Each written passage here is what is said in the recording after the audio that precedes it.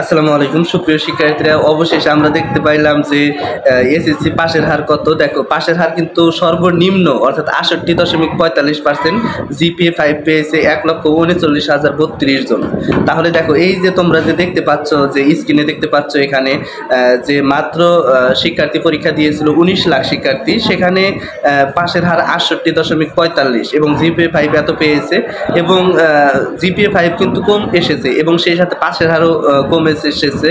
গত বছর পাশের হার ছিল 83.03%, আর এবারে দেখো পাশের হার ৬৮%, আর জিপিএ 5 পেয়েছিল ১,৮২,১২৯ জন। এবারে কিন্তু অনেকটাই কম, অর্থাৎ আজকে তোমাদের রেজাল্টটা পাবলিশড হয়েছে। এইটা কিন্তু যেহেতু অনেকটাই কম, এই মুহূর্তে শিক্ষার্থীদের একটাই উদ্দেশ্য থাকবে যে বোর্ড চ্যালেঞ্জ করা।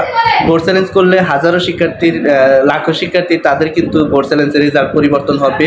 বোর্ড চ্যালেঞ্জের রেজাল্ট তোমরা সাধারণত 1 মাস পরে দেখতে পারবা, কিন্তু বোর্ড চ্যালেঞ্জ প্রক্রিয়াটা কালকে থেকে শুরু হবে, অর্থাৎ 11 থেকে 17 তারিখ পর্যন্ত বোর্ড চ্যালেঞ্জ প্রক্রিয়া চলমান থাকবে।